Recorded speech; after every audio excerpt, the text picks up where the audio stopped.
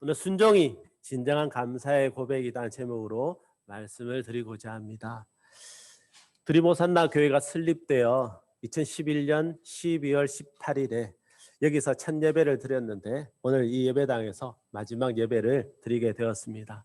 뿐만 아니라 기대교회도 2017년 12월 31일 송구영신 예배로부터 시작되어서 펜션과 가정집 그리고 카페 장소를 지나 우리와 함께 합병을 하게 되고 하나된 우리 이루시는 교회가 이곳에서 마지막 예배를 드리고 새 예배당으로 나아가게 되었습니다. 어쨌든 분명한 것은 두 교회가 여러 모양으로 어려움도 있었고 은혜도 받아왔지만 두 교회를 하나님께서 지금까지 지켜주시고 인도해 주셔서 폐쇄되지 않게 하시고 합병을 통해 하나된 교회로 만들어 주셨는데 그것은 하나님께 더욱 영광을 돌리는 헌신을 위해 새로운 시작을 하게 하셨다고 믿습니다. 문을 닫는 교회는 많습니다. 많은 교회가 폐쇄되지만 그렇다고 해서 그 교회들이 다 잘못했고 하나님의 은혜가 없었고 인도하심이 없었다고 생각하지는 않습니다. 그런 교회들은 또 다른 하나님의 인도하심과 시작들이 있겠죠. 기대교회와 드림오산나 교회는 이루시는 교회라는 교회로 합병을 해서 새로 시작하게 하신 것입니다. 그럼 왜 폐쇄되지 않고 합병하여 새로 시작하게 하셨을까요? 그것은 하나님께서 기대교회와 드림호산나 교회에 주셨던 그 비전이 하나님의 선하신 계획이 여전히 함께 하시고 또 이루시는 교회를 통해서 주신 그 비전을 계속 이어나갈 수 있도록 하나님의 선하신 계획이 계속되고 이루시는 교회를 통해서 이루어 나가도록 하나님께서 합병하여 새롭게 시작하셨다고 생각합니다. 기대교회에 주셨던 그 비전들 FC154, 필드처치 10명의 헌신된 리더들 500명의 성도 30개의 실천적인 공동체 너무 훌륭하지 않습니까? 그러한 하나님 주셨던 비전이 이루시는 교회를 통해서 이루어진다면 얼마나 놀라운 일일까요? 예수님께서도 12명의 사도들을 남기셨는데 10명의 정말 헌신된 리더들이 나타난다는 것은 작은 숫자가 아닙니다. 500명의 성도, 예수님께서 성천하실 때 그 성천하신 것을 바라본 성도가 500여 형제 자매들이었습니다. 그들이 온 세상에 예수님의 복음을 전하지 않았습니까? 드림오산나 교회도 선교지향대 국내 도시 목회라는 그런 비전을 주셔서 교회가 크지 않은 교회였지만 함께 단기 선교를 나가고 선교사님들을 섬겼던 모습이 결코 작지는 않았다고 생각합니다. 온 성도님들이 함께 동참하고 그래서 예수 그리스도께서 다시 오심을 앞당기는 그러한 일에 동참한 시간들이었다고 생각합니다. 그래서 하나님께서 기대교회와 드림오산나 교회를 폐쇄가 아니라 합병하여 이루시는 교회를 만드시고 그 주셨던 비전을 계속해서 이루어 나가기를 원하신다고 믿습니다. 이루시는 교회가 그렇게 나아가야만 하는데 지금까지 인도하신 하나님의 은혜가 앞으로도 인도하실 하나님의 은혜로 계속되리라 믿습니다. 저는 계속해서 말씀드린 것처럼 우리가 새 교회당에서 신앙생활을 하게 된다고 해서 우리가 새로워지고 하나님께서 예배하신 은혜가 새롭게 부어지고 특별한 은혜가 저절로 부어진다고 생각하지 않습니다. 우리에게 예배하신 은혜가 부어지고 특별한 은혜가 부어지고 새로운 하나님의 일하심들이 계속해서 나타나게 되는 것은 우리들이 헌신을 결단하고 하나님 말씀에 순종하며 살아가고 마음을 새롭게 함으로 변화를 받아서 하나님의 선하시고 기뻐하시고 온전하신 뜻이 무엇인지 분별하면서 이 시대를 살아나갈 때 하나님께서 우리들을 그렇게 사용하시고 그렇게 살아갈 수 있도록 은혜를 베풀어 주시는 것이죠. 저는 새해 첫 주일 설교에서 우리 성도님들이 복을 받기 원하시는데 우리 성도님들이 받기 원하는 그 복을 정말 받을 수 있도록 내가 섬기는 그런 목회자가 되겠다. 담임 목사로서 그렇게 섬겨야 되겠다고 결단했다고 말씀을 드렸습니다. 저는 정말 우리 교회 성도님들이 하나님 주시는 은혜를 받기 원해요. 정말 하나님 주시는 복을 받아서 누리고 형통하고 그것을 흘려보내는 그런 성도님들이 되기를 정말 간절히 원해요. 저같이 부족한 사람도 그러한 마음이 가져지는데 하나님의 사람이 모세는 어떠했겠습니까? 80년을 기다려 하나님의 부르심을 받아서 40년을 이스라엘 백성들의 지도자로 목숨을 생명을 걸고 그렇게 섬겨왔습니다. 지금 오늘 읽었던 본문을 듣고 말씀을 듣고 있는 이 이스라엘 백성들이 40년 전에 이집트에서 나올 때 어린아이들이었습니다. 20세 이하의 여호수아와 갈렙을 제외하고는 다 노예 생활을 했던 그 우리 부모님들 조상들이 함께 나와서 40년을 광야를 다니다가 이제 드디어 하나님께서 약속하신 약속의 땅 가나안이 바라보이는 요단강 동편에 서 있지 않습니까? 정말 어떤 시간을 지나왔는지 모세가 함께 보고 경험하지 않았습니까? 많은 은혜들이 있었습니다. 또 하나님께 범죄하여서 징계도 받았습니다. 그렇지만 많은 기적을 경험했고 지금 이 자리에까지 나왔던 것이죠. 그 이스라엘 백성들을 바라보면서 하나님의 놀라운 기적으로 이집트를 나오게 되고 기적 같은 은혜를 날마다 경험하면서 40년을 지내온 뒤에 지금 드디어 하나님이 약속하신 이 약속의 땅이 바라보이는 그 땅까지 왔다는 것입니다. 모세가 얼마나 간절하게 이 이스라엘 백성들이 하나님 약속하신 가나안 땅에 들어가서 복을 받기를 원했겠습니까? 그 복을 하루 이틀 받는 것이 아니라 영원히 복 받기를 하나님도 원하시고 모세도 원하는 거예요. 그래서 모세가 유언 같은 말씀을 세 편의 설교 형식으로 남겨진 것이 이 신명기 말씀입니다. 자신은 지금 하나님의 말씀에 따라 죽음을 한 달 정도 앞두고 있습니다. 이스라엘 백성들은 약 2달 열흘 정도 뒤면 이 하나님 약속하신 가나안 땅으로 들어가야 됩니다. 그 땅에서 수많은 적들을 만나서 싸워야 되고 그 땅을 정복해야 되고 정착해야 되는데 하나님께서 약속하신 그 땅을 차지하고 하나님이 예비하신 복들을 받아 누리기 위해서는 어떻게 해야 될 것인가? 그것을 오늘 말씀드리는 것입니다. 모세가 간절하게 하나님께 말하는 것입니다. 그런데 모세가 분명히 기억하라고 하는 것이 있습니다. 하나님은 지금 이 이스라엘 백성들에게 놀라운 은혜를 주셨습니다. 이집트를 나올 때 10가지 기적을 행하셨죠. 홍해 바다를 가르셔서 그 넓은 바다를 가로질러 바닷물을 벽 삼아 지나오는 은혜를 경험했죠. 물이 없다고 말할 때 하나님께서 반석에서 물이 나오게 하셨죠. 먹지 못하는 물을 나뭇가지로 던지니까 먹을 수 있는 물로 만들어 주셨죠. 40년 동안 옷이 헤어지지 않고 신이 닳지 않아서 그 뜨거운 강야길을 걸어올 수 있었죠. 하나님 낮에는 구름 기둥으로 밤에는 불 기둥으로 인도해 주셨죠. 얼마나 놀라운 은혜를 받았습니까? 그런데 하나님께서 주신 그 은혜들이 놀랍다고 하지만 그 놀라운 은혜를 받아 누리고 있어도 하나님 말씀에 순종하지 않았을 때 하나님은 징계하셨다는 것입니다. 그래서 그것들을 기억하면서 이제 이스라엘 백성들에게 말합니다. 너희들이 영원히 복을 받으려면 하나님 차지하신 땅을 약속하신 땅을 차지하고 영원히 복을 받으려면 오늘 이렇게 해야 된다는 것을 말하고 있는 것입니다. 이스라엘 백성들은 지금 여러 시간들을 경험해 왔죠.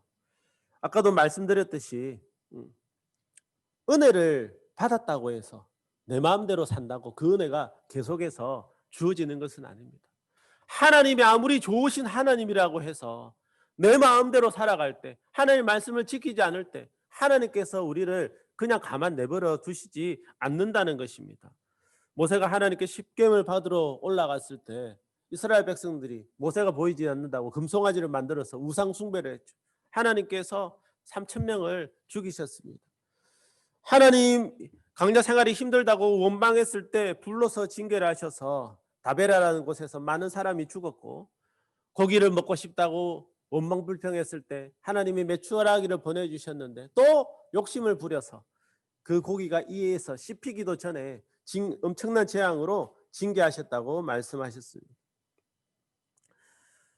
가나안으로 가는 길이 너무 험하다고 불평했을 때 많은 사람들이 죽었고, 미디안 여인들과 음행을 했을 때 그날에 23,000명이 죽었다고 말씀하십니다. 지금 하나님이 약속하신 가나안 땅이 바라보이는 이곳에 서서도 마찬가지입니다. 저 약속의 땅에 들어간다고 해서 그저 그냥 은혜가 주어지는 것이 아니고요, 그저 약속의 땅을 차지할 수 있는 것이 아니고요, 차지했다고 해서 계속해서 그 땅에서 영원히 복을 받는 것도 아니라는 것입니다. 그래서 지난 시간을 돌아보면서 교훈을 얻으라는 거예요.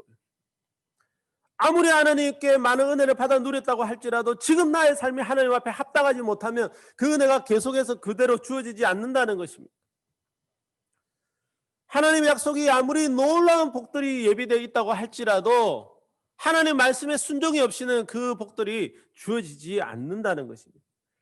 그래서 모세는 자신이 죽기 전에 이스라엘 백성들에 이렇게 간절하게 부탁하고 있습니다. 신명기 10장 12절 13절 말씀에 이스라엘아, 내 하나님 여호와께서 요구하시는 것이 무엇이냐? 곧 내 하나님 여호와를 경외하여 그의 모든 도를 행하고 그를 사랑하며 마음을 다하고 뜻을 다하여 내 하나님 여호와를 섬기고 내가 오늘 내 행복을 위하여 내게 명하는 여호와의 명령과 규례를 지킬 것이 아니니. 하나님께서 약속하신 가나안 땅을 바라보고 있는 이스라엘 백성들에게 하나님께서 요구하시는 것이 무엇입니까? 하나님을 두려워하면서 섬기고 하나님의 말씀을 행하고 마음을 다해서 사랑하고 뜻을 행하라는 것입니다. 왜요? 너희들의 행복을 위해서. 우리는 내일이라는 날을 또 살아가야 될 것입니다. 이 교회당에서 지금까지 우리 두 교회가 받아 누려왔던 에베네셀의 하나님의 은혜를 받아 누려 왔습니다. 하나님은 여호와 이레 하나님이 되셔서 또 이루시는 교회가 나아갈 길을 예비하시고 우리들에게 필요한 은혜를 이미 예비해 놓으셨다는 것입니다. 그것을 위해서 우리가 해야 되는 것이 무엇입니까? 여호와의 명령과 규례, 하나님 말씀대로 순종하며 살아가야 된다는 것입니다. 그렇게 할 때에 지금까지 은혜를 베푸신 그 하나님의 은혜가 여전히 부어지고 하나님께서 약속하신 그 복들을 받아 누리며 살아갈 수 있게 된다는 것입니다. 우리가 아무런 자격도 없이, 이스라엘 백성들이 아무런 자격도 없고 노예로 살아갈 때에 하나님의 백성으로 삼아주시고 그들을 인도해 내셨던 것과 같이 우리도 아무런 자격이 없이 공로도 없이 하나님의 택하심을 받아 하나님의 자녀가 되어 예수님을 믿고 살아가는 이런 구원의 은혜를, 또 우리를 지키시고 보호하시고 날마다 먹이시고 입히시는 은혜를 지금도 받아 누리고 살아가고 있지 않습니까? 이런 은혜를 받아 누렸다고 해서 우리가 하나님의 말씀에 불순종하며 살아갈 때에 하나님께서 거저 넘기시지 않는다는 것입니다. 왜요? 여전히 우리가 복된 삶을 살아가기 원하고 가장 가치 있는 삶을 살아가기 위해서는 하나님의 말씀에 순종하며 살아가야 되는데, 그렇게 하지 않으면, 말씀에 불순종하면 하나님께 주신 은혜가 참 은혜가 되지 않고 계속해서 우리가 죄를 짓게 하는 도구가 되기 때문에 하나님 우리를 그런 은혜를 허락하지 않는다는 것입니다. 하나님께서 모세를 통해 이스라엘 백성들이 영원히 복받기를 원하노라라고 말씀하셨는데, 오늘날 이 땅에서 살아가는 우리 하나님의 자녀들에게도 하나님께서 동일하게 원하신다고 생각합니다. 우리는 영적 이스라엘 자손들이고 지금 우리를 통해서 하나님의 선하신 계획이 이루어져야 되고 땅끝까지 복음이 전해져야 되고, 그래서 예수님이 다시 오셔야만 되기 때문입니다. 그렇게 하기 위해서 제가 거듭 말씀드리지만 우리가 지나온 세월들을 돌아보면서 하나님 주신 은혜와 교훈을 기억하고 하나님 말씀에 순종하며 살아갈 때에 우리를 인도하시고 지키시고 채우신 은혜들을 계속해서 받아 누릴 수 있다는 것을 반드시 기억해야 된다는 것입니다. 하나님의 은혜는 순종을 통해서 계속 누려집니다. 하나님의 약속은 순종을 통해서 우리들에게 이루어집니다. 한번 생각해 볼까요? 하늘에서 하나님이 40년 동안 매일 광야에 만나를 내려주셔서 단 하루도 굶지 않게 하셨죠. 그러나 욕심을 부렸을 때 그 만나가 썩고 냄새가 나고 벌레가 생겼습니다.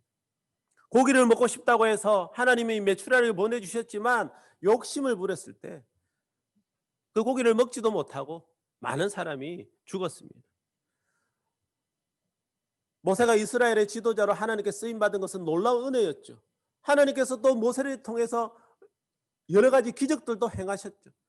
그런 쓰임을 받는 것이 얼마나 큰 은혜입니까? 그러나 하나님의 말씀에 순종하지 않을 때 반석을 명하여 물을 내라고 했는데 내가 너희를 위해서 이 반석에서 물을 내라고 말하면서 그 반석을 지팡이로 쳐서 물을 내었을 때 너가 내 영광을 나타내지 않았기 때문에 너는 내가 약속한 가나안 땅에 들어가지 못한다. 하나님이여 저 아름다운 땅을 나의 눈으로 보게 하소서. 하나님께 구했을 때 더 이상 나한테 그 말을 하지 말아라. 하나님께서 단호하게 거절하셨어요. 하나님께 쓰임받는 놀라운 은혜를 받아도 말씀에 불순종했을 때 그 은혜를 계속해서 누릴 수 없었다는 것입니다. 하나님 약속하신 가나안 땅에 들어갈 수 있었는데 그 약속을 받아 누리지 못했다는 것입니다. 하나님의 은혜는 우리가 순종할 때에 계속해서 누려질 수 있고 하나님의 약속 우리가 순종할 때에 우리에게 이루어진다는 것입니다. 하나님께서는 지금도 우리들에게 은혜를 주셨습니다. 기대교회 드리모스 한날교회를 세우시고 폐쇄하지 않도록 지켜주시고 이루시는 교회로 하나가 되게 하셨죠.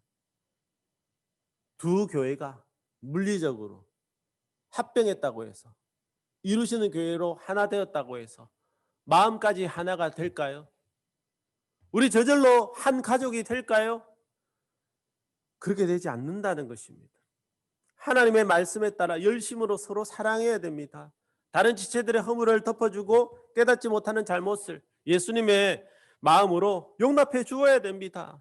나보다 남을 낮게 여기는 겸손한 마음으로 먼저 섬기기를 다하는 그런 말씀에 대한 순종이 두 교회가 하나가 되었는데 진정 한 마음 한 가족으로 그렇게 하나가 되는 은혜를 누릴 수 있게 되는 것입니다. 기대교회도 드리모스 한날교회도 시작할 때 하나님께서 사람을 보내주셨죠. 교회에 올려져 있는 그 유튜브 동영상도 보시면 각 교회에 지나온 시간들을 여러분 아실 수 있을 것입니다. 기대교회도 하나님께서 은혜를 주셔서 세례교인들을 보내주셔가지고 설립 예배를 바로 드릴 수 있다고 하지 않았습니까? 그런데 그때 같이 예배 드렸던 성도님이 이내 자매 혼자라고 그렇게 이야기를 나누었었는데 맞죠? 그런데 그 뒤에 계속해서 하나님이 사람들을 보내주셨지 않습니까? 하나님께서 기대교회를 계속해서 폐쇄하지 않도록 사람들을 보내 지켜주셨죠. 드리모스 한날교회도 역시 마찬가지였습니다. 하나님 같이 설립할 때 어떤 성도님들이 다 떠나가고 지금 그때 같이 하셨던 분이 우리 유미 집사님, 저 중국에 계신 안경화 집사님 뭐 해서 지금 뭐 안 계세요. 초창기부터 계신 분은 남아있지만 처음 함께 시작하신 분들은 계시지 않는다는 것입니다. 뭐 그분들이 나가신 분들이 뭐 잘못했다 틀렸다 이런 의미는 아닙니다. 그분들은 그분대로 또 하나의 인도하심이 있었죠. 징검다리였다는 거죠. 모퉁이 돌이 되어서 쌓아져 나가게 하시는 은혜도 있지만 징검다리가 되어서 그러니까 지나오게 하신 것이죠. 하나님이 그 여전히 새 가족들을 보내주셔서 복음을 전하게 하시고 지금까지 인도에 오셨지 않습니까? 마치 이스라엘 백성들이 광야길을 지나면서 너무 뜨거워 목이 말라 죽겠다 했는데 물이 있는 곳에 왔어요. 근데 그 물이 써서 먹을 수가 없는 거예요. 하나님께 다 원망불평하니까 나뭇가지를 던져라고 해서 던지니까 먹을 수 있는 물로 바뀌어졌죠. 그런 것처럼 우리가 지나온 길의 가운데 어려움이 있었지만 힘들다 했지만 하나님께서 사람들을 통해 또 어떤 상황을 통해 그것이 바뀌어지는 은혜로 주신 것이죠. 다 지금 함께 하시는 분들이 그런 시간들을 지나오게 한 영적인 나뭇가지들이었습니다. 저희 목회자들도 흔들린 시간들이 있었습니다. 박상조 목사님도 그렇게 이야기를 하시더라고요. 한 지체가 나갔는데 다른 교회로 가겠다고 아니라 예수님을 믿지 않겠다고 교회를 떠난 그 일이 너무 충격이에요. 저 역시도 서로 하나가 되고 사랑해야 될 성도님들이 나뉘어져서 서로 사랑하지 않을 때 견디기 힘든 그런 고통이었습니다. 모든 것을 내려놓고 싶은 때가 있었습니다. 그럴 때 우리 박 목사님과 저를 붙드시는 하나님의 은혜가 있었죠. 그래도 신뢰하며 함께했던 성도님들이 계셨기 때문에 이 자리까지 올 수 있었고 그 성도님들이 엘리야가 지쳐 쓰러져 있는 가야 할 길을 가지 못하고 지쳐 쓰러져 있을 때 먹을 것을 떡과 물을 가져다 준 까마귀처럼 우리 성도님들이 천사가 되어서 하늘보의 천사가 되어서 지금 이 시간까지 나오지 않았습니까? 이런 은혜들을 받아 누렸다는 것입니다. 얼마나 감사한 일들입니까? 우리 성도님들 정말 귀한 분들이죠. 너무너무 감사해요. 저 진짜 다른 목회자분들 만나면 우리 교회 성도님들 자랑해요. 너무 감사하다고, 너무 귀하다고. 우리 교육자들을 자랑해요. 너무 함께 할 수 있어 감사하다고. 그런데 그 은혜가 그저 계속해서 주어질까요? 우리 어제도 정말 모든 기대교회 지체들, 드리모산의 지체들 다 나와서 한 마음이 되어 그렇게 이전을 위해서 수고를 하고 애쓰지 않았습니까? 얼마나 헌신적으로 했습니까? 다른 분들이 놀래요, 정말. 아니, 그것을 성도님들이 한다고? 다 그래? 그렇게 이야기하는. 우리 성도님들이 해요. 한 마음이 되어서 교회를 사랑해서 그렇게 동참하잖아요. 얼마나 감사한 일인지 모르겠어요. 그런데 그 은혜가 저절로 계속될까요? 지난주까지 정인이 사건으로 얼마나 국민적 공분이 있었습니까? 너무너무 부끄럽고요. 너무너무 안타깝고요. 어떻게 이런 일이 있을 수 있나. 그런데 다시 한번 저 자신이 돌아봐지는 것이 그렇게 국민적 공분을 사는 그 양부모나 우리나 동일한 죄성을 가지고 있는 사람 아닙니까? 우리 역시도 하나님의 붙드시는 은혜가 없었으면요. 우리 가족들에게나 성도님들에게 무슨 못할 짓을 할 그런 사람이 됐을지 모른다는 거예요. 앞으로도 그렇게 될 수 있습니다. 우리 자신을 신뢰하지 못해요. 정말 날마다 나를 쳐서 복종시키고 말씀으로 나 자신을 비춰보고 기도로 하나님께 은혜를 구하고 그렇게 해야 우리가 다른 사람들을 찌르는 가시 예수 그리스도의 몸을 세우는 것이 무너뜨리는 것이 아니라 세워져 나가는 그 공동체의 한 지체 하나님의 영광을 가리우는 그런 하나님의 자녀 백성이 아니라 정말 하나님께 영광을 돌릴 수 있는 그런 예수 그리스도의 편지로 향기로 살아갈 수 있게 되는 것이죠. 우리가 뭐라고 지금까지 받은 은혜가 뭐라고 그것 우리가 우려먹으면서 우리 새교회당에 가서 그냥 우리가 말씀에 순종도 하지 않고 기도도 하지 않고 우리가 하나됨을 위해서 노력하지 않고 나 자신을 쳐서 복종시키는 노력이 없다면 우리가 다시 하나됨을 서로 사랑함을 교회를 사랑하는 마음 가지고 이렇게 되지 않는다는 것입니다. 그래서 하나님 말씀에 순종해 나갈 때 이렇게 다른 사람을 세워나가고 하나 되고 교회를 사랑하는 모습이 계속해서 나타나고 풍성해지고 오늘날 세상을 향한 세상이 교회를 향한 그러한 시선들, 판단들을 바꾸어 낼 수 있는 그런 하나님의 자녀들이 될 수 있는 것이죠. 그래서 우리는 하나 되기 위해서 정말 힘써야 됩니다. 나 자신이 교회를 무너뜨리는 작은 구멍이 아니라 교회를 더욱더 든든하게 세워져 나가는 지체가 될 수 있기 위해 우리가 스스로를 돌아보면서 말씀의 교훈에 따라 순종하며 살아가야 되는 것이죠. 우리 교회가 분열되는 아주 빠른 방법 중에 하나는요, 저와 박 목사님을 비교하는 거예요. 저와 박 목사님은 비교 대상이 아니고요, 서로 동력하는 그런 동력자예요. 동사목회를 그렇게 해서 시작한 것입니다. 저 혼자 잘하고 싶지 않다. 잘할 수도 없고요.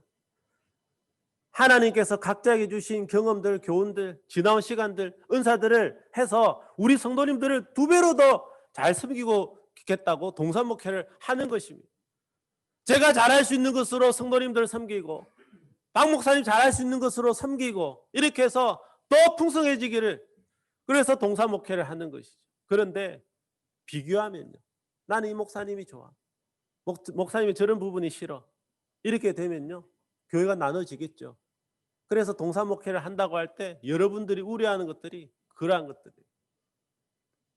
나는 바울파, 나는 아볼로파, 나는 베드로파, 나는 예수님파라고 했던 그런 고린도 교회의 모습이 아니라 바울과 바나바가 정말 한 마음으로 잘 섬겨서 하나님의 백성들을 그리스도인이라 드디어 부르기 시작한, 예수 그리스도를 믿는 사람들이라고 처음으로 불리기 시작한 안디옥 교회를 세워져 나갔던 교회처럼 그렇게 될 수 있도록 저와 박성전 목사님이 그리고 최원 목사님과 한 마음이 되고 여러분들도 동력자로서 목회자로서 저희들의 섬김을 받고 함께 주님을 섬겨서 높임 받으시는 분 오직 예수 그리스도 한 분이시고 우리는 목회자로서 여러분 성도님으로서 다 같이 예수님의 몸된 교회를 세워져 나가는 그러한 한 마음으로 섬겨나가는 우리 모든 이루시는 교회 성도님들이 되시길 예수님의 이름으로 축복합니다.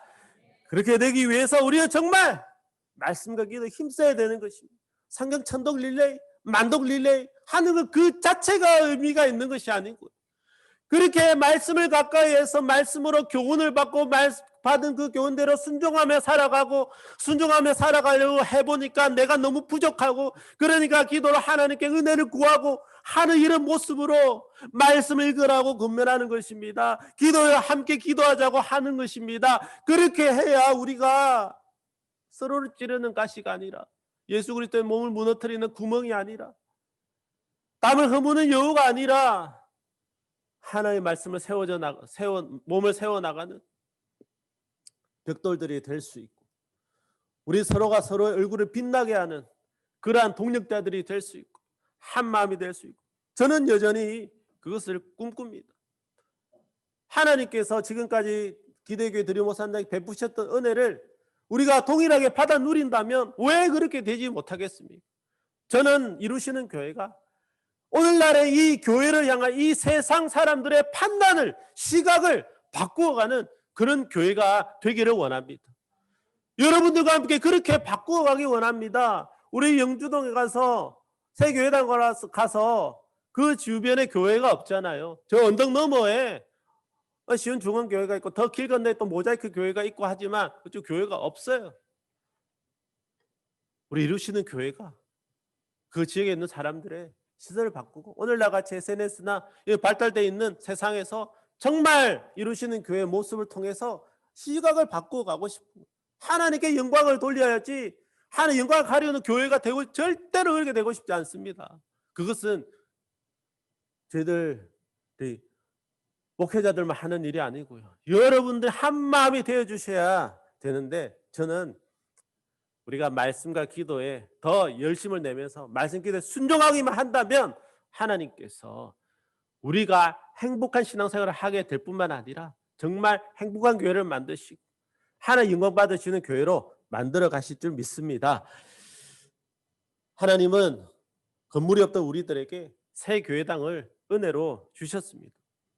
이 새 교회당을 대해서 사람들과 이야기할 때 아니 뭐 서로 약속이나 한 듯이 동일하게 하는 이야기가 뭐냐면 이 건물을 주셨다는 거예요. 뭐? 와, 그 건물 그냥 주셨네. 이렇게 이야기하죠. 이 영주동에 대해서 잘 아시는 뭐 이미 저 건물에 대해서도 잘 알고 계시는 이 중구에 있는 어떤 목회자 저희들이 거기로 간다고 하니까 그래? 만만치 않을 건데 이렇게 했는데 와, 그건 뭐 그냥 주셨네. 왜 이렇게 이야기? 은행에 대출 받는 은행에서도 그 건물 진짜 잘 사셨네요. 주셨습니다. 인테리어를 또 하실 그 집사님도 그 건물을 주셨어요. 하나님께서 우리 교회에 교회당을 주시려고 은혜를 주신 것 같아요. 많은 분들이 그렇게 하기는 힘들 건데 이렇게 이야기를 하시는 거예요. 교회 통장에 잔고가 100만 원, 200만 원 밖에 없는데 건물을 매입해서 이전하고자 결의한 그 재직회 결의가 아직도 머릿속으로 이해가 안 됩니다. 무슨 자신감, 무슨 믿음이지? 목회자보다 더 믿음이 좋으신 성도님들이 계셔가지고 그것이 어떻게 가능하리라 생각하셨는지 모르겠지만 아무튼 매입을 해서 이전하자고 그렇게 결의를 했지 않습니까? 건물을 정하고 계약을 할 때 매매가 10% 정도로 계약금을 거는데 그 계약금도 없어서 3분의 1 가격으로 계약을 하고 그리고 그 계약서로 교회 대출을 신청을 하게 됐는데 대출 가능한 신용등급 제일 밑에 턱걸이로 우리가 대출을 받게 됐지 않습니까? 우리 성도님들이 이 가정들을 조금 이해하시고 하나님께 감사하라고 말씀을 드리는 겁니다. 다른 은행은 또 교회 대출도 안 해주고요. 500명 이상 교회만 대출해주고요. 뭐 대출하는데 심사만 한 달이 걸리고요. 뭐 된지 안 된지 모른다고 뭐 이렇게 이야기들을 하는 상황에서 오직 그 한 은행에서 뭐 하겠다 보자 했는데 우리 교회가 가장 힘들었던 2017년부터 2019년까지 3년의 그 재정 상황을 평가해서 신용 등급을 결정한다는 거예요. 그런데 정말 힘들다 했지만 하나님이 그래도 턱걸이로 신용 등급 받아서 이렇게 대출 받을 수 있도록 그 가장 힘든 2017년부터 2019년 그 3년의 동안 시간도 그렇게 탁 지켜주셨던 거예요. 지나고 보면요. 모든 세월들 하나님 손길이 안 미친 것이 하나도 없는 것입니다. 그렇게 해서 대출 받았고 아직 잔금도 다 치르지 않았는데 건물 등기는 했어요. 뭐 나중에 이 건물 빼고 보증금 받으면 뭐 잔금 다 달라는 거예요. 요즘 그런 사람 계약이 어디 있습니까? 잔금도 다 안 치러줬는데 자기 집을 그냥 넘겨주는 사람. 이 모든 상황들을 돌이켜 볼 때 하나님께서 새 교회당을 우리들에게 주시기로 이미 작정하시고 모든 사람을 모든 상황들을 인도하시고 필요한 것들을 예배해 주신 것이 분명합니다. 이렇게 큰 은혜를 받았는데 이렇게 큰 은혜를 받았다고 해서 새 교회당에 들어가면 우리가 새 사람이 됩니까? 우리가 그동안 헌신하지 않았는데 바로 헌신할 수 있는 영적 전신갑주로 무장한 하나님의 군대가 되고 예수 그리스도의 군사가 되느냐고요. 그렇지 않다는 것입니다. 지금까지 게을렀다면요. 하나님께 헌신하는 것이 순종하는 것이 부족했다면요. 그렇게 해나가기 위해서 깎여지는 그런 힘든 어려움들이 있으셔야 됩니다. 말씀을 읽는 거, 기도의 자리에 나오는 거 힘듭니다. 그런데 그 힘듦을 이제 받아들여야 되는 것이죠. 그래서 그렇게 할 때에 우리 행복해지는 거예요. 여러분 하나님께 쓰임 받는다는 것을 우리가 아이고 행복과 불행 시작이라고 생각을 만드는 마귀의 그 거짓말에 우리 절대로 속아서는 안 됩니다. 하나님께 쓰임 받는다는 것은 너무너무 행복한 일이에요. 복된 일이에요. 우리가 복음을 전하고 교회 순종하려고 해보세요. 우리가 몸이 힘들어요. 내가 정신적으로 문제가 있어요. 봉사할 수 있겠습니까? 전도할 수 있겠습니까? 내가 지금 먹고 사는 일에 너무 바빠서 투잡 쓰리잡 뛰면서 밤잠도 제대로 못 잔다라고 할 때 무슨 전도에 열심을 낼 수 있을까요? 교회가 서로 다툼을 하고 있고 여러분들의 가정이 깨어져서 뭐 가족들끼리 그렇게 서로 힘든 삶을 살아가고 내 마음이 힘들다면 어떻게 사람들에게 예수를 믿는 것이 너무 좋다고 예수님을 믿어보라고 이런 이야기들을 할 수 있을까요? 그런 시간들을 극복해야 나도 이런 힘든 시간들을 지내왔는데 정말 하나님의 은혜로 그 시간들을 잘 극복하고 이렇게 하나님 은혜 받아서 기쁘게 살고 있어, 잘 살고 있어, 너도 한번 예수님 믿어봐, 이렇게 말할 수 있게 되는 것이죠. 하나님께 쓰임 받는다는 것은 육체적으로 영적으로 가정이나 일터나 모든 교회나 모든 것이 하나님 은혜가 총체적으로 부어지는 그런 상황입니다. 쓰임 받기를 사모하십시오. 하나님께 은신 받기를 결단하십시오. 얼마나 감사한 일인지 모릅니다. 얼마나 기쁜 일인지 모릅니다. 우리의 삶이 진정 행복해지는 거예요. 여러분 가정 한번 생각해 보십시오. 여러분들의 자녀들이 대형 사고 한번 쳐보십시오. 전도가 되겠습니까? 교회에서 열심히 봉사하고 싶은 마음이 생기겠습니까? 내가 그냥 기쁜 삶이 되겠습니까? 안 됩니다. 우리의 가정을 지켜주시고 일터에 대형사고 한번 터져보십시오. 왜 그렇게 되겠습니까? 내 삶과 가정, 일터, 교회 이 모든 것을 하나님께서 칵 잡아주시는 은혜를 주셔서 우리의 날마다 지키시고 무엇이 은혜를 주실 것이 바로 내가 쓰임받는 조건이고요. 내가 그렇게 살아가고 있다는 것은 그 모든 은혜가 부족함 없이 풍성하게 부어지고 있다는 것을 그것의 증거라는 것입니다. 순종하기를 기뻐하십시오. 헌신하기를 사모하십시오. 가장 복된 삶을 살아가는 길입니다. 새 교회당으로 간다고 우리가 새로워지고 하나님의 은혜가 저절로 부어지는 것이 아니고요. 이런 삶을 결단하고 말씀을 순종하며 살아갈 때에 하나님께서 예비하신 은혜는 놀랍게 부어질 것입니다. 여러분의 삶과 가정, 일터와 교회가 그런 놀라운 은혜를 흘려보내는 복의 은은 축복의 통로가 될 것입니다. 제 말을 믿으십시오. 여러분들 가장 복되게 하시는 하나님의 은혜 말씀이 그대로 증명하고 있지 않습니까? 오늘 읽었던 본문 4장 1절 2절 말씀을 다시 한번 읽겠습니다. 이스라엘아, 이제 내가 너희에게 가르치는 규례와 법도를 듣고 준행하라. 그리하면 너희가 살 것이요 너희 조상의 하나님 여호와께서 너희에게 주시는 땅에 들어가서 그것을 얻게 되리라. 내가 너희에게 명령하는 말을 너희는 가감하지 말고 내가 너희에게 내리는 너희 하나님 여호와의 명령을 지키라. 하나님의 말씀에 순종할 때 그 모든 것이 부어지는 것입니다. 내가 지나온 삶 동안에 어리석게 했던 것, 부족했던 것, 영적인 매너리즘, 하나의 원망 불평 이제 다 내려놓으십시오. 그것이 나를 무엇을 행복하게 만들었으며 나를 어떻게 복되게 만들었습니까? 정말 나를 힘들게 하는 가시들이었죠. 올무들이었죠.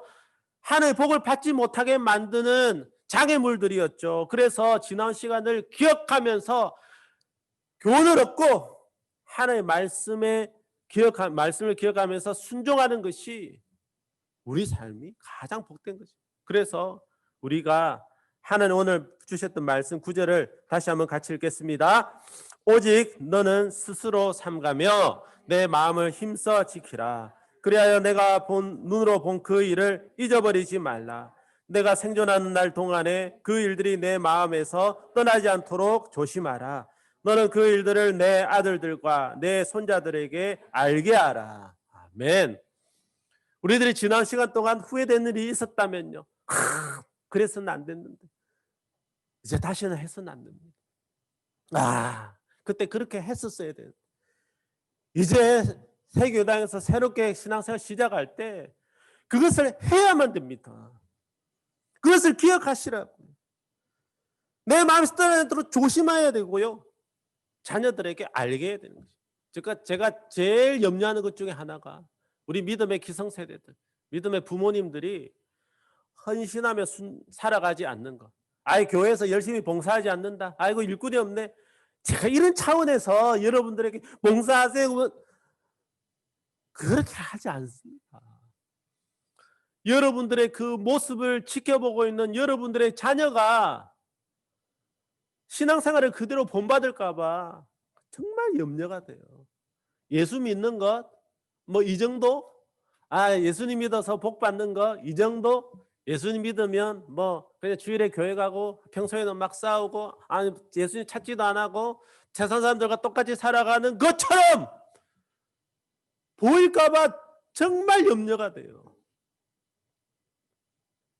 새 교회당에서 시작하는 이루시는 교회 성도님들의 신앙생활은 정말 그렇지 않고 기성세대가 믿음의 본을 보이고 자녀들이 그 믿음의 본을 따라서 부모님들의 기성세대 성도님들의 교훈을 신앙생활 뛰어넘는 믿음의 다음 세대가 되기를 예수님의 이름으로 축복합니다.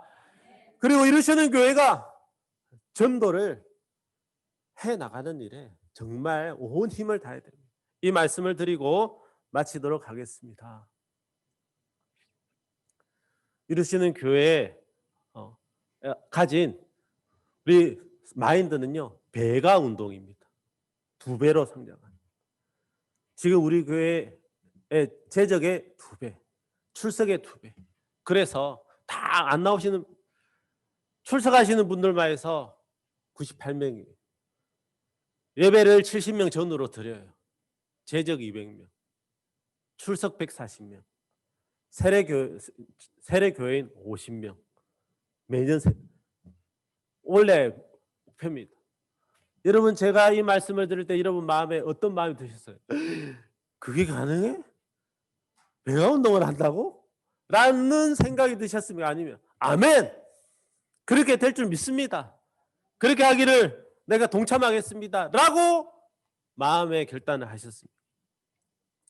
여러분들이 오늘 새로 받으신 주보를 자세히 보시면 타이틀에 영혼 구원하여 제자 삼는 이루시는 교회라고 되어 있습니다. 이것이 우리 교회의 DNA예요. 나아갈 방향. 배가 운동은요, 내가 한 사람을, 한 영혼을 구원하는 데 책임지는 일입니다. 그래 여러분들이 제가 말씀드린 배가 운동에 대해서 말씀을 듣고서 2배가 된다고? 그게 가능해? 라는 생각을 혹시 하셨다면 그 생각에는 이런 마음이 들어있습니다. 나는 한 사람 못 데리고 와. 나는 전도 못해. 내가 한 사람만 한 영혼만 책임지면요, 배가 운동은 매년마다 일어납니다. 부산 인구에 339만 명인데 예수님 믿는 사람이 7%도 안 됩니다. 추수할 곡식들이 널려 있습니다. 이삭 줍듯이 주워오면 되는데 우리는 왜 못한다고 생각할까요? 배가 운동이 왜 안 된다고 생각할까요? 때렸든지 못 얻든지 복음을 전하라고 말씀하시고 예수님께서 우리를 이 땅에 보내실 때 모든 민족으로 제자를 삼아라고 말씀하셨는데 우리 그 말씀에 순종한다면 한 영혼 책임지는 일은 바로 내가 해야 될 일이라는 것입니다. 이 자리에 계신 성도님들, 주무로 예배드리는 성도님들, 오늘 이런저런 이유들로 예배를 드리지 못한 성도님들, 한 영혼이 한 영혼을 책임지는 것은 남의 일이 아니라 바로 하나님께서 명령하신 내가 해야 될 그 일입니다. 믿으십니까? 이 일을 감당한다면 올 연말은 더 많은 사람들이 하나님께 주신 은혜를 더 풍성하게 감사하며 영광을 올려드리는 그런 일이, 그런 송구영신 예배, 추수감사주일이 될 것입니다. 저는 우리들이 그렇게 다 같이 할 수 있도록 서로를 격려하고 서로를 향한 기대와 소망을 가져서 이렇게 해나가기를 소망하는데 얼마나 기쁜지 모르겠어요. 여러분들이 할 수 있을까라는 생각이 혹시 드세요? 마귀가 주는 생각입니다. 할 수 있습니다. 왜? 하나님이 우리에게 그렇게 명령하신 것은 그렇게 할 수 있기 때문에 명령하신 것 아니겠습니까? 할 수 없는데 하나님 우리에게 어떻게 명령을 주세요? 할 수 있는 것만 하나님 말씀을 하시지 않습니까? 제가 정말 최근에 기쁜 마음으로 읽었던 책이 있는데 늦깎이 천재들의 비밀이라는 거죠. 늦게 시작한 제너럴리스트들이 성공하고 천재가 되는, 우리 세상은 그렇게 가르치지 않지 않습니까? 천재들 한 분야에 집중하고 전문화하고 빠른 시기부터 시작하고 1만 시간의 법칙을 이야기하고 하는데 그것과 정반대되는 이야기를 하는 거예요. 그래서 주목받지 못한 사람, 평범한 사람도 그렇게 천재가 되고요, 놀라운 성공을 이루어내더라는 것입니다. 이 세상에요, 성공하는 최고가 되는 그런 법칙을 사람들이 많이 말하는데 하나는 없어요. 그런데 분명한 것은요, 하나님 백성으로서 복을 받고 성공하는 법칙은 딱 하나가 있어요. 모든 사람들이 천재가 아니더라도 집안과 상관없이, 지금 내가 어떤 상황이 있든지 상관없이 반드시 복을 받고 하나님께 쓰임받을 수 있는 단 하나의 법칙은 하나님의 말씀대로 순종하며 살아가는 것입니다. 믿으십니까? 하나님이 그렇게 말씀하셨어요. 우리가 어떠한 사람이든 어떤 상황에 있든 무엇을 했든 지난 과거 어땠든 장래가 어떠하든 아무 상관이 없어요. 오직 하나님께 주신 그 말씀에 순종하며 살아가면 하나님 주시는 복을 받아 누리며 살아가고요, 하나님께 영광 돌리는 삶을 살아가게 된다는 것입니다. 그런 성도님들이 모여있는 곳이 이루시는 교회가 되고, 그 이루시는 교회가 하나님께 더욱더욱 영광 돌리는 새 교회당에서의 신앙생활이 되시길 예수님의 이름으로 축복합니다.